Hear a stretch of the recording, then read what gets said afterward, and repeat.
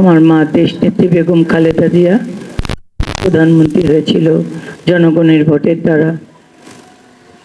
আজকের প্রধান অতিথি দুদু ভাই সহ আমার সকল কেন্দ্রীয় এবং অঙ্গ সংগঠনের নেতৃবৃন্দ সহ আমাদের সাংবাদিক ভাইরা সবাইকে জানাচ্ছি আমার বিপ্লবী শুভেচ্ছা। আজকের মূল উদ্দেশ্য কি? আমাদের গণমাধ্যমকে প্রকাশ করা, যেটা বন্দী হয়েছিল 15 বছর। 72 থেকে 75 শেখ মুজিবর 4টা পত্রিকা খোলা রেখে সব পত্রিকা বন্ধ করেছিল।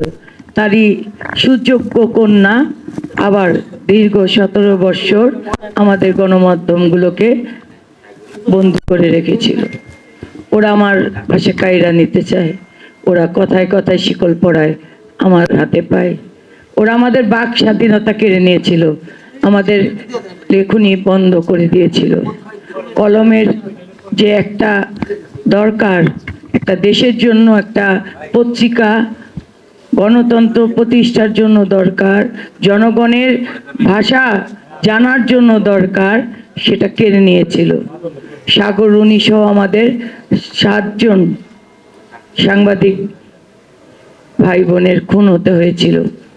আমাদের এই যে 24শে জুলাই পট পরিবর্তন হলো 5ই আগস্টে, এটা ছাত্র জনতা নয় শুধু, আমি বলবো আমাদের ভারপ্রাপ্ত চেয়ারম্যান জনাব তারেক রহমানের চৌকস রাজনীতির মেধা দিয়ে আমাদের দলের এবং জনগণকে একত্রে করে রেখেছিল একটি পতাকা তলে, সেটা বাংলাদেশ।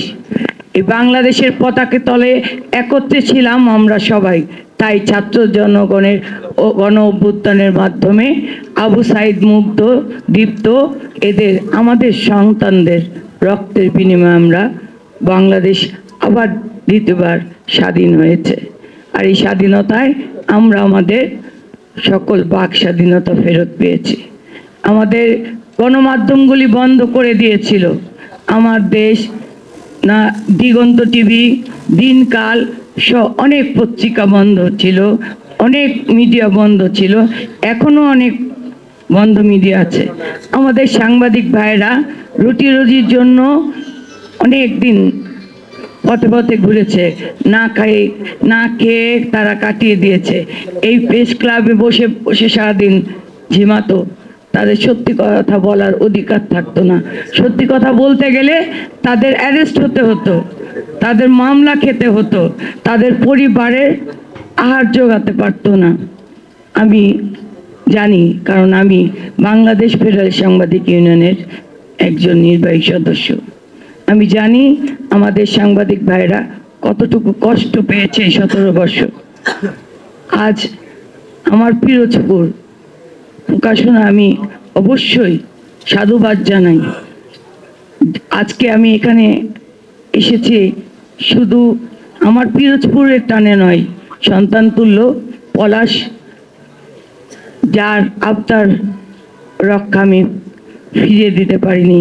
এই প্রোগ্রামটি ছিল অনেক আগে, কিন্তু আমার মা মারা গিয়েছে আজকে 5 দিন হলো, তাই ফিরিয়ে দিতে পারিনি ওর আবদার। আমি আপনাদের মাঝে এসেছি এখানে আপনাদের উদ্দেশ্যে কথা বলবেন আমার বড় ভাই শামসুজ্জামান দুদু ভাই। তিনি হলো আমাদের সকল কারা নির্যাতিত নেতাদের উদ্দেশ্যে বলবেন। তিনি বারবার কারা নির্যাতিত হয়েছে। আজকে এই যে পলাশ, ও কারা নির্যাতিত হয়েছে। ও ঢাকায় এসেছিল পড়াশোনা করতে, কিন্তু ওকে ছাড় দেয়নি ওই খুনি হাসিনা, যে আমাদের শিশু সন্তানদের হত্যা করেছে এই 24শে জুলাই। আমাদের এই 24 সাল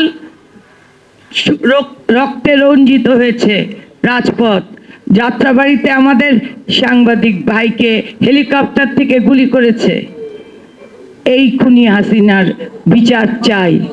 আমার পিরোজপুর সত্য কথা যেন বলতে পারে, আমার পিরোজপুর আমাদের গণতন্ত্র যেন সব সময় বজায় রাখতে পারে। একটি পত্রিকাই আমাদের সমস্ত গণতন্ত্রের ঊর্ধ্বে, শুধু আয়ের জন্য যেন কোনো পত্রিকা না হয়।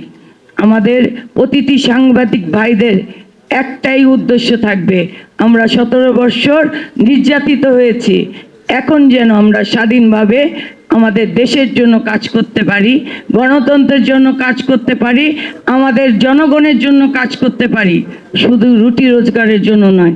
17 বছর তো আমরা অনেক না খেয়ে কাটিয়েছি, সত্য কথার জন্য লড়াই করে যাব। আর আমাদের শহীদ হয়েছে যেই সাংবাদিক ভাইরা, তাদের আত্মার শান্তি কামনা চাচ্ছি, তাদের বিচার চাচ্ছি।